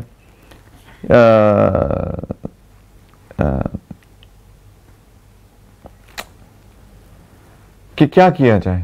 اصل میں ایک یہودیوں کا قبیلہ تھا بنو نذیر، وہ مدینہ منورہ میں رہتا تھا، تو ان کی سازشوں سے مشرکین کو یہ ہمت ہوئی.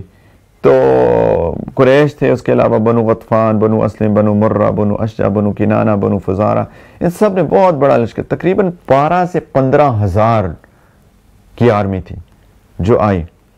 اور اب بہت بڑی ہے، تو 4 گنا سے بھی زیادہ لوگ تھے. تو سیدنا سلمان فارسی رضی اللہ عنہ جو کہ فارس کے تھے، انہوں نے کہا کہ ہمارے علاقے میں ایک جنگی ٹیکنیک ہوتی تھی کہ ہم شہر کے ارد گرد خندق کھول لیاتے تھے، ایک ڈچ کھود دیتے تھے، اس سے دشمن آ نہیں سکتا تھا. تو نبی کریم صلی اللہ علیہ وسلم کو بہت پسند آیا یہ مشورہ. تو پھر صحابہ نے بہت محنت کر کے صرف 6 دن کے اندر یہ خندق کھودی جو 3.5 میل لمبی تھی اور 5 گز گہری تھی. اگر مدینہ منورہ کسی نے دیکھا ہو تو اس کے کچھ طرف پہاڑ ہے اور کچھ طرف تھوڑا سا پلین ایریا ہے. تو وہ جہاں پلین ایریا تھا وہاں پہ یہ ساری خندق کھودی گئی، 3.5 میل لمبی، 5 گز گہری. اور بہت مشکل تھا، 6 دن میں کھو دیا. آپ سوچیں، اور پتھریلا ہے مدینہ منورہ جو ہے، وہ نرم نہیں ہے. اور بنو قریظہ وہ بھی مسلمانوں کے پاس بالکل ان کے ساتھ ہی مطلب مدینہ منورہ میں تھے، وہ بھی ان کے ساتھ مل گئے اندر سے.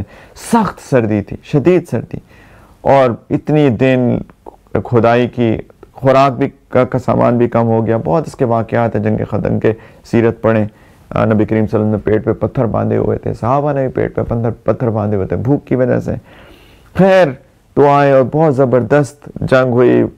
جب ادھر پہنچ گئے دشمن تو انہوں نے تیروں کی بارش کی، کیونکہ آ تو سکتے نہیں تھے، اور ہر وقت میں دفاع کرنا، یعنی ظاہری بات ہے آپ ایک لمحے کے لیے بھی نہیں چوک سکتے تھے. یہی تھے نبی کریم صلی اللہ علیہ وسلم. ایک دن ان کی نماز پہلی دفعہ جاگتے ہوئے حالت میں ان کی قضا ہوئی، کیونکہ شدید حملہ تھا.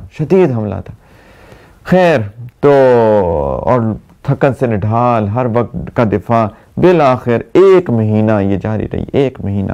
اور اللہ تعالیٰ نے پھر ایک سخت آندھی بھیجی، ٹھنڈی ہوا، یخ ہوا. ان کے خیمے اکھڑ گئے اور ان کے سواری کے جانور بدک گئے، تو اس پہ ان کو پھر بھاگنا پڑا. تو اب اس کے اندر بھی بہت ساری نصیحتیں ہیں. خیر یہ ایک واقعہ ہے. پھر وہ ایک بنو قریظہ جنہوں نے اندر مدینہ منورہ میں جو یہودیوں کا قبیلہ تھا ان کے ساتھ مل گیا. جب یہ بھاگ گئے، اللہ تعالیٰ نے حکم دیا کہ یہ تمہاری آستین کے سانپ ہیں، ان کے ساتھ جنگ کرو.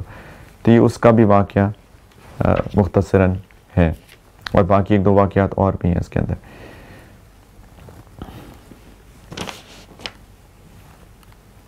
بسم اللہ الرحمن الرحیم. یا ایھا النبی اتق اللہ ولا تطع الکافرین والمنافقین ان اللہ کان علیما حکیما واتبع ما یوحی الیک من ربک ان اللہ کان بما تعملون خبیرا وتوکل علی اللہ وکفی باللہ وکیلا. اللہ تعالیٰ کہہ رہے ہیں کہ کس طریقے سے آپ کو فلاح مل سکتی ہے. اللہ سے ڈرتے رہیں اے نبی صلی اللہ علیہ وسلم. نبی صلی اللہ علیہ وسلم کو خطاب ہے، اور ہمیں بھی. اللہ سے ڈریں، تقوی اختیار کریں، کافروں اور منافقوں کی بات مت مانیں. اللہ تعالیٰ بہت علم والا، حکمت والا ہے، اور آپ کے رب کی طرف سے آپ پہ جو وحی بھیجی جا رہی ہے اس کی پیروی کریں. جو شریعت ہمیں پہنچی اس کی پیروی کریں. جو کچھ کرتے ہیں اللہ یقینی طور پر اسے جانتے ہیں. اللہ پہ بھروسہ کریں، اور کسی کام کو بنانے کے لیے اللہ کافی ہے. یہ ایک اتنی جامع ہدایات ہے. کسی کو اگر فلاح چاہیے تو یہ کریں، تقوی اختیار کریں، شریعت کی پابندی کریں، اللہ پہ توکل کریں، اور بس اللہ کافی ہے. اور اللہ تعالیٰ نے فرمایا کہ ما جعل اللہ لرجل من قلبین فی جوفہ. اللہ نے کسی کے شخص کے دل میں 2 دل پیدا نہیں کیے. دل تو اللہ نے ایک ہی دیا ہے. محبت ایک ہی سے ہو سکتی ہے. دل میں محبت کے جذبات ہوتے ہیں، جذبات کا مقام دل ہے. اللہ تعالیٰ کہتے ہیں ایک ہی سے محبت کر سکتے ہو. یہ نہیں ہو سکتا کہ بتوں کی بھی محبت کرو، اللہ سے بھی کرو. شرک کے لیے بہت مضبوط دلیل، شرک کے خلاف ایک بہت مضبوط دلیل ہے کہ دیکھو اللہ ہی کی محبت ہو سکتی ہے. بس ایک ہی دل میں نے تمہیں دیا ہے. اور پھر اللہ تعالیٰ نے کہا کہ 1-2 باتیں کہ وہ مشرکین کے اندر تھا، وہ زہار کرتے تھے. اگر کسی بیوی سے ناراضگی ہو جائے تو کبھی کہتے تھے کہ تم میری ماں کی طرح ہو، تم میری ماں کی پیٹھ کی طرح ہو میرے اوپر. تو اس کو زہار کہتے تھے. اپنی ماں کو، بیوی کو حرام کر دیتے تھے اپنے اوپر، اور اس سے طلاق ہو جاتی تھی ان کی. تو اللہ تعالیٰ نے فرمایا کہ بیویاں تو بیوی ہوتی ہیں، بیوی ماں کیسے بن سکتی ہے؟ ماں تو وہ ہے جس نے پیدا کیا ہے. تو اس کا کفارہ دینا پڑے گا، لیکن وہ بیوی ہی رہیں گی. وما جعل ازواجکم اللائي تظاہرون منہن امہاتکم. تم اپنی جن بیویوں کو ماں کی پشت سے تشبیہ دیتے ہو، اظہار کرتے ہو، ان کو تمہاری ماں نہیں بنایا. اور پھر ایک اور ان کے اندر کانسیپٹ تھا کہ کسی لوگوں کو، بچوں کو جن کے یا تو اڈاپٹ کر لیتے تھے یا کچھ یتیم ہوتے تھے، ان کو اپنا منہ بولا بیٹا بنا دیتے تھے، اور اس کو حقیقی بیٹا سمجھتے تھے، اس کا نسب اپنے ساتھ کرتے تھے. اللہ تعالیٰ فرما رہے ہیں وما جعل ادعیاکم ابناءکم ذالکم قولکم بافواہکم، کہ تمہارے منہ بولے بیٹوں کو تمہارا حقیقی، اللہ تعالیٰ نے نہ ان بیویوں کو تمہاری ماں بنایا، نہ منہ بولے بیٹوں کو حقیقی بیٹا بنایا. تو اللہ تعالیٰ نے فرمایا ان منہ بولے بیٹوں کو ان کے باپوں کے نام سے پکارا کرو. یعنی اگر وہ پوچھے باپ کون ہے میرا، تو ان کو ان کا اصل باپ بتاؤ. یہ مت بتاؤ کہ میں تمہارا باپ ہوں. ہاں اس کو پرورش کر سکتے ہو، بیٹا ہے، بیٹا بنا کے اگر رکھا ہے اس کا خیال کرو بیٹوں کی طرح، لیکن ان کا نسب مت چھپاؤ. یعنی وہ وراثت میں بھی حصہ نہیں بنیں گے، ان کا وراثت ان کے باپ سے آئے گی. اور اگر ان کے باپوں کا نہ پتا ہو فار سم ریزن کہیں سے پتہ چلے تو پھر بھی اگر کہیں گے تمہارا، وہ پوچھیں میرا باپ کون ہے، یا کوئی پوچھے ان کا باپ کون ہے، تو انہیں کہہ دو کہ میرا بیٹا حقیقی نہیں ہے، یہ بتاؤ کہ یہ میرا بھائی ہے، دین کا بھائی ہے، میرا بچہ ہے، میرا چھوٹا ہے، لیکن ان کو اپنا باپ مت کہو۔ اور اللہ تعالیٰ نے فرمایا کہ النبی اولا بالمؤمنین من انفسہم وازواجہ امہاتہم، کہ جو نبی ہیں تمہارے روحانی باپ ہیں، حقیقی بات نہیں ہے، روحانی باپ ہیں، اور یہ نبی ان کی اپنی جانوں سے بھی زیادہ قریب ہیں۔ یہ ایمان کا تقاضا ہے کہ نبی صلی اللہ علیہ وسلم میری اپنی جان سے زیادہ مجھے محبوب ہوں، اور میرے روحانی باپ ہیں اور میری جان سے زیادہ قریب ہیں، میری جان بعد میں، وہ پہلے ہیں، اور ان کی بیویاں مسلمانوں کی مائیں ہیں۔ اللہ تعالیٰ وہ تمہاری روحانی مائیں ہیں، ہماری ماں ہیں، ام المؤمنین کا خطاب دیا گیا ہے، امہات المؤمنین، ساری نبی کریم صلی اللہ علیہ وسلم کی ازواج مطہرات وہ ہماری مائیں ہیں، میری، آپ کی، سب کی۔ انشاءاللہ میرا خیال یہیں پہ ختم کرتے ہیں، اور کیونکہ اللہ تعالیٰ پھر آگے سورہ احزاب کی شروع ہو رہی ہیں باتیں، اور کیا میں جلدی سے، اگر مجھے 2-3 منٹ دے دیں تو میں جلدی سے تو اس کی جو قرآن کے اندر تذکرہ آیا میں تذکرہ کر دیتا ہوں۔ اللہ تعالیٰ نے فرمایا کہ ایمان والو، اللہ یاد کرو اللہ نے اس وقت تم پہ کیسا انعام کیا تھا جب تم پہ بہت سارے لشکر چڑھائے تھے، پھر ہم نے ان پر ایک آندھی بھیج دی، ابھی میں نے سارا اس کا خلاصہ بتا دیا سورہ احزاب میں، اور ایسے لشکر بھی بھیجے تمہیں نظر نہیں آتے تھے، فرشتے بھی آ گئے، اتر گئے، جو تم کر رہے ہو اللہ اس کو دیکھ رہا ہے۔ اور یاد کرو جب وہ تمہارے اوپر سے بھی چڑھ آئے تھے، نیچے سے بھی، یعنی مشرکین اور سارے قبیلے تو آئے تھے، اور نیچے سے بھی وہ جو بنو قریظہ تھے وہ بھی اندر سے ہی تم پہ حملہ کر دیا تھا، اور جب آنکھیں پتھرا گئی تھی، کیا اللہ تعالیٰ نے ایک منظر کشی کی ہے کہ وَإِذْ زَاغَتِ الْأَبْصَارُ وَبَلَغَتِ الْقُلُوبُ الْحَنَاجِرَ وَتَظُنُّونَ بِاللَّهِ الظُّنُونَ، جب آنکھیں پتھرا گئی تھی، بہت شدید جنگ تھی، کلیجے منہ کو آ گئے تھے، یعنی اتنی سخت لڑائی تھی، اور تم اللہ کے بارے میں طرح طرح کی باتیں سوچنے لگے تھے، ایک فطری طور پہ کہ اچھا اللہ کی مدد کب آئے، کہ مہینہ ہو گیا، اتنی سخت لڑائی، بھوک ہے، پیاس ہے، تکلیف ہے، تھکن ہے، وہ آتا ہے نا ایک خیالات، اللہ کے بارے میں تم سوچنے لگے تھے طرح طرح کی باتیں۔ اللہ تعالیٰ خود فرماتے هُنَالِكَ ابْتُلِيَ الْمُؤْمِنُونَ وَزُلْزِلُوا زِلْزَالًا شَدِيدًا، اس موقع پر ایمان والوں کی بڑی آزمائش ہوئی، اور ایک سخت زلزلے میں ڈال کر ہلایا گیا ان کو، سخت بھونچال، یعنی وہ حالات کا زلزلہ۔ آپ اسی سے سوچ سکتے ہیں کتنی تکلیف دہ جنگ تھی، کتنی مشقت تھی۔ کیوں اللہ تعالیٰ پہلے دن آندھی بھیجتے تھے، کیوں مہینہ ڈالا؟ پہلے بھی بار بار بات کر چکے، احد کی لڑائی میں، بدر میں، ہر جگہ اللہ تعالیٰ ایمان کا امتحان لیتے ہیں، اور منافقین الگ ہو جاتے ہیں۔ اللہ تعالیٰ فرما رہے ہیں وَيَقُولُ الْمُنَافِقُونَ وَالَّذِينَ فِي قُلُوبِهِم مَرَضٌ مَا وَعَدَنَا اللَّهُ وَرَسُولُهُ إِلَّا غُرُورًا، یاد کرو منافقین اور وہ لوگ جن کے دلوں میں مرض تھا، روگ ہے، وہ کہہ رہے تھے اللہ اور اس کے رسول نے ہم سے جو وعدہ کیا وہ دھوکے کے سوا کچھ نہیں۔ منافقین الگ ہو گئے، پتہ چل گیا، اسی لیے آتی آزمائش، اور ایمان والوں کا ایمان بڑھانے کے لیے، ان کے درجات بڑھانے کے لیے۔ اور جب انہی میں سے کچھ لوگوں نے کہا تھا کہ یثرب کے لوگوں، یا اہل یثرب کے لوگوں، تمہارے لیے یہاں ٹھہرنے کا کوئی موقع نہیں ہے، بس واپس لوٹ جاؤ۔ منافقین یہ باتیں کریں، انہی میں سے کچھ لوگ نبی سے یہ کہہ رہے تھے، گھر جانے کی اجازت مانگ رہے تھے کہ ہمارے گھر غیر محفوظ ہے۔ محاذ پہ منافقین کہتے ہیں اتنا مشکل تھا، انہوں نے کہا کہ ہم گھر جانا چاہتے ہیں، ظاہراً مسلمان تھے، اور بہانہ کیا کیا کہ جی ہمارے گھر میں غیر محفوظ ہیں، ان کی دیواریں چھوٹی ہیں، ہمیں ڈر ہے کہ وہاں پہ نقصان نہ ہو جائے ہمارے بیوی بچوں کو۔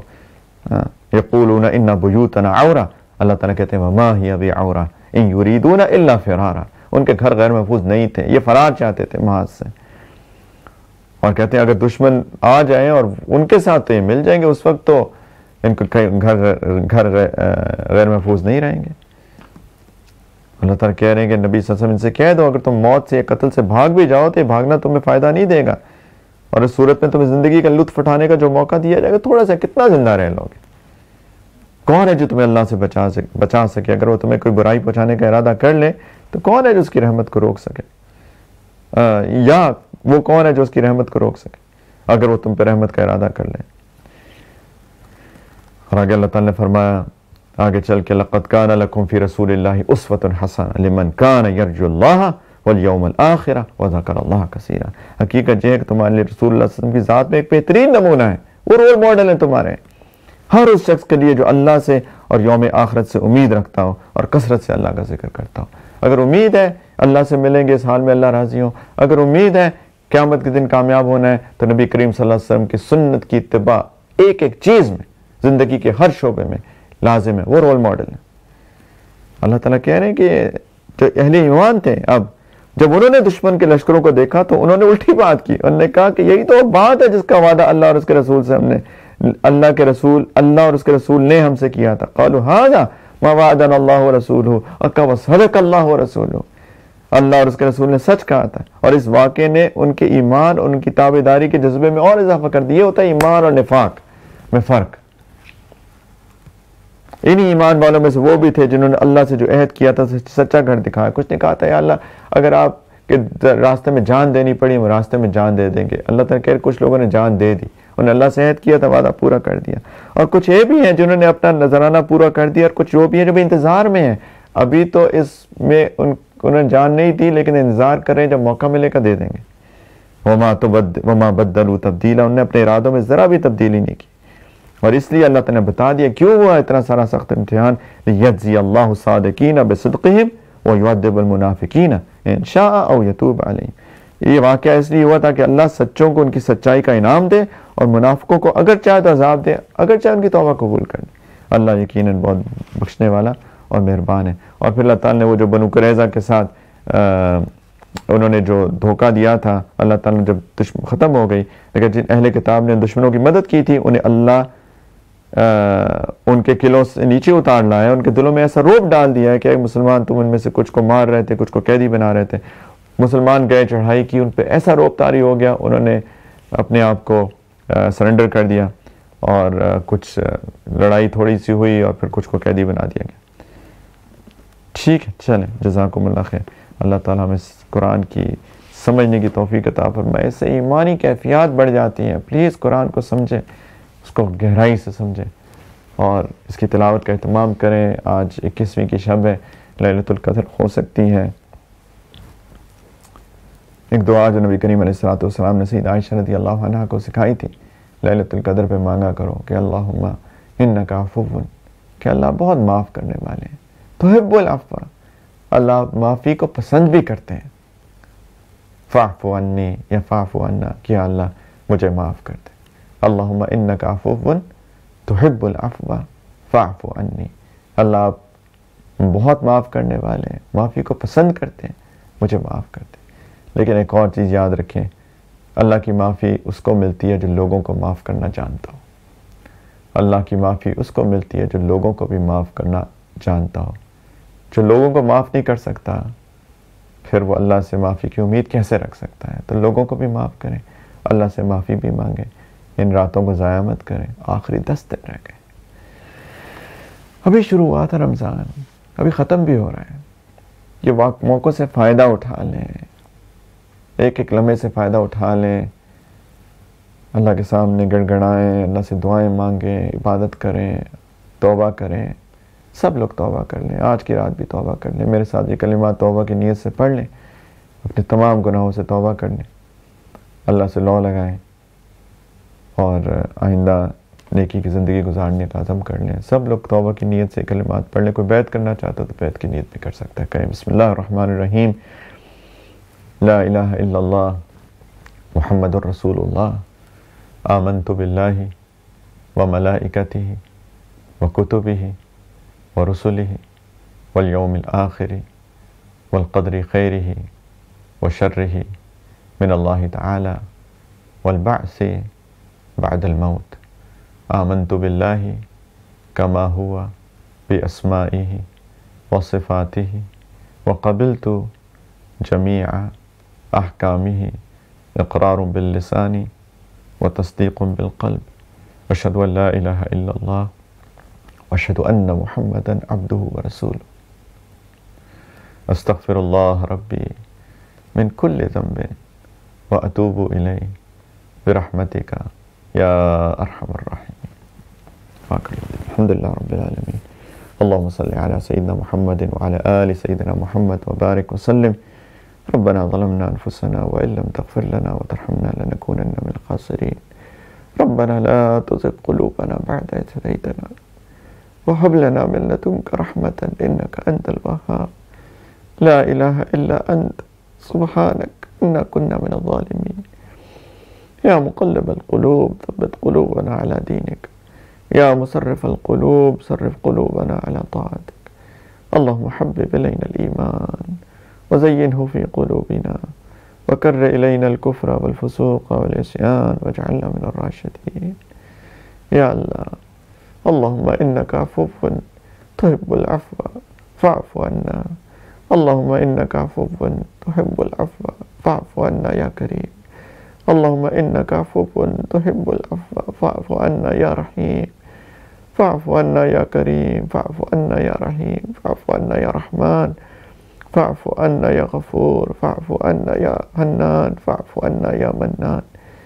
یا اللہ، یا اللہ، رمضان کی آخری گھڑیاں ہیں،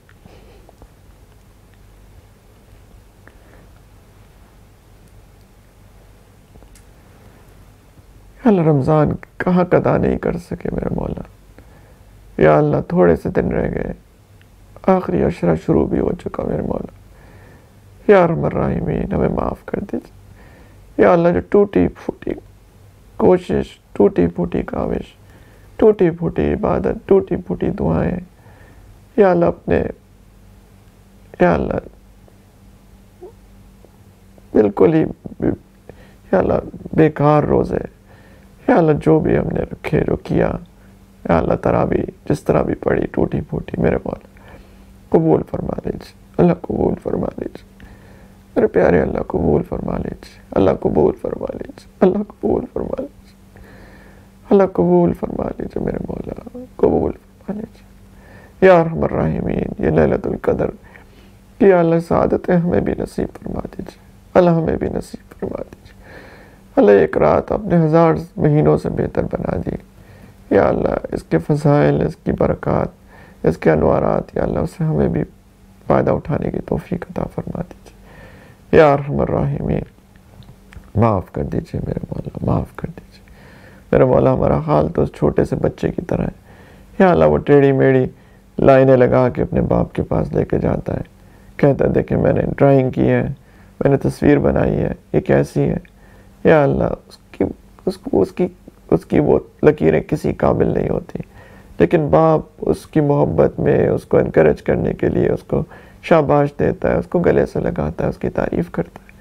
یا اللہ ہمارے یہ اعمال بھی ٹوٹی پھوٹی اور ٹیڑھی میڑھی لکیروں کے سوا کچھ بھی نہیں میرے مولا. لیکن آپ کی شفقت، آپ کی محبت اپنے بندوں کے لیے تو اس باپ سے کئی گنا زیادہ ہے میرے مولا. یا اللہ آپ بھی اپنے بندوں سے یہی کہہ دیجئے کہ شاباش میرے بندو، تو نے بہت اچھی عبادت کی، میں نے قبول کر لی. میرے مولا رحم کر دے، اللہ رحم کر دے میرے مولا، رحم کر دے. ہم نے اپنے گناہوں سے آپ کو بہت ناراض کیا میرے مالک. اللہ یہ وبا اسی کا نتیجہ ہے، اللہ ہم کو پتہ ہے میرے مولا. معاف کر دے میرے مالک، یہ وبا ٹال دیجیے. یا اللہ یہ وبا دجال کے فتنوں کا یا اللہ بنیاد اور سبب بن رہی ہے میرے پیارے. اللہ دجال کے فتنے سے ہم سب کو بچا لیجیے. اللہ اس دجال کے فتنوں سے بچا لیجیے. اللہ ہر فتنے سے بچا لیجیے. اللہ ہر فتنے سے بچا لیجیے میرے پیارے. اللہ ہر فتنے سے بچا لیجیے. یا اللہ آپ جس کو بچا لیتے ہیں، جس کی آپ حفاظت کرتے ہیں، اس کو کوئی کچھ نہیں کر سکتا میرے پیارے. اللہ اپنی حفاظت میں لے لیجیے، ہم سب کو اپنی حفاظت میں لے لیجیے. ہمارے گھر والوں کو بھی، ہماری اولاد کو بھی، ہماری نسلوں کو بھی، ہمارے والدین، عزیز، اقارب، تمام امت کو میرے مولا. یا ارحم الراحمین خیر کے فیصلے فرما دیجیے. یا اللہ مسجدوں کو دوبارہ کھول دیجیے میرے پیارے. اللہ حرمین شریفین کو دوبارہ کھول دیجیے، اس کی رونقیں بحال فرما دیجیے. اللہ ہمیں بار بار وہاں کی تعظیم، احترام، وہاں کی قدر، یا اللہ وہاں کی یا اللہ احترام کے ساتھ، ادب کے ساتھ، ایمانی کیفیات کے ساتھ بار بار زیارت کی توفیق عطا فرمائیے. یا ارحم الراحمین ربنا هب لنا من ازواجنا وذریاتنا قرۃ اعین واجعلنا للمتقین اماما.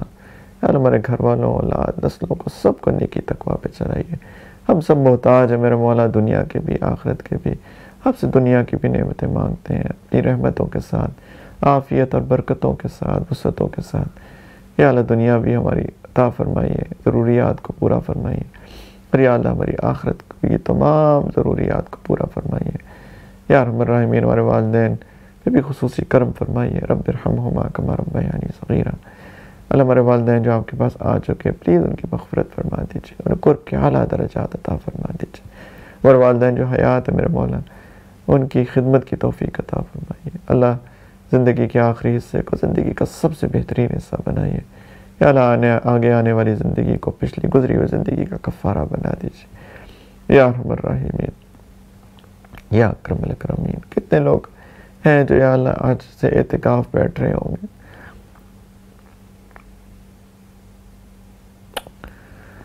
یا اللہ مسجدیں بند ہیں میرے پیارے اللہ، یا اللہ ان کو کھول دیجیے. اللہ آنے والے رمضانوں میں یا اللہ اگر آپ ہمیں زندگی دیں میرے مولا، ہمیں بار بار اعتکاف کی سعادت بھی عطا فرمائیے میرے مولا.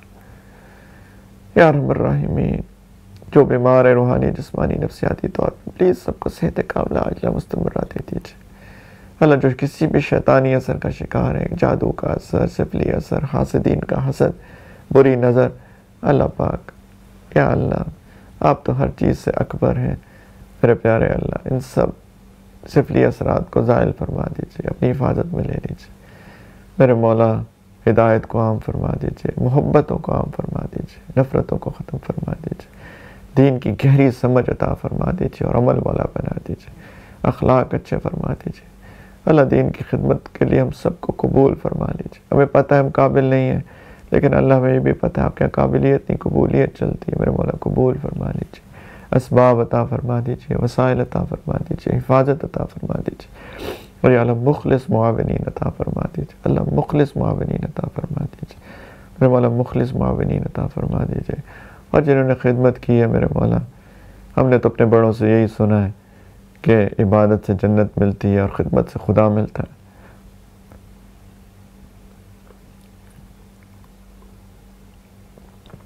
اللہ ان کو خصوصی قرب عطا فرمائیے، ان کے گھر والوں کی، ان کی اولاد کی.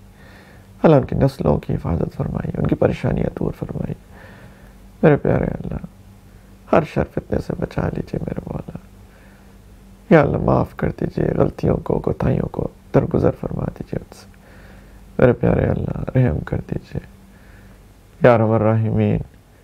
یا اللہ راضی ہو جائیے دنیا میں بھی، اور خاص طور پہ جب آپ کے پاس آنے کا وقت آئے میرے مولا پہلے راضی ہوئیے گا. اپنی ملاقات کا شوق عطا فرمائیے گا. اللہ مغفرت فرمائیے گا، زبان سے کلمہ جاری فرمائیے گا، پھر ہمیں اپنے پاس بلائیے گا میرے مولا. قبر کے سوالوں کو آسان فرمائیے گا یا اللہ. قبر کو جنت کا باغ بنائیے گا، اس کو طاقت دینے کا وسیع فرما دیجیے گا. اللہ قیامت کے دن کو زندگی کا سب سے آسان دن بنا دیجیے گا. وہ مشکل دن میرے مولا ہمارے لیے آسان فرما دیجیے گا میرے مولا. یا اللہ اپنے عرش کے سائے میں جگہ عطا فرمائیے گا. یا اللہ نبی کریم علیہ الصلوۃ والسلام کے ہاتھ سے حوض کوثر عطا فرمائیے گا. اللہ ان کی شفاعت عطا کر کے ہم سب کو ان کے قدموں میں جنت الفردوس میں جمع فرمائیے گا، اور اپنا دیدار بے حجاب اور اپنی دائمی رضا عطا فرمائیے گا. اللہ ہمیں مانگنا تو نہیں آتا، آپ کے در کے فقیر ہیں یا اللہ. یا اللہ انت الغنی ونحن فقراء. میرے مولا فقیر ہیں یا اللہ، وہ پیسے فقیر، ان کو بھیک مانگنا بھی ٹھیک طرح سے نہیں آتی میرے مولا. بھیک مانگنے کا ڈھنگ بھی نہیں آتا میرے پیارے اللہ. اللہ بن مانگی عطا فرما دیجیے. اللہ بن مانگی صدقہ خیرات کر دیجیے ہمارے اوپر میرے مولا. یا اللہ رمضان ہے، اللہ ہم تو رمضانی فقیر ہے میرے مولا. یا اللہ رمضان میں تو جن کو آپ نے دنیا دی ہے وہ بھی ان کے دل بھی کھل جاتے ہیں. یا اللہ آپ تو رب العالمین ہیں. یا اللہ ہم بھی رمضان کے فقیر ہیں آپ کے سامنے. یا اللہ بھیک مانگتے ہیں آپ کے سامنے، صدا لگاتے ہیں. اللہ ہمیں بھی صدقات اور عطیات اور خیرات عطا فرما دیجیے میرے مولا، اپنے خزانوں سے عطا فرما دیجیے. ربنا تقبل منا انك انت السميع العليم وتب علينا انك انت التواب الرحيم. صلى الله على النبي الكريم وعلى آله وصحبه أجمعين برحمتك يا أرحم الراحمين والحمد لله.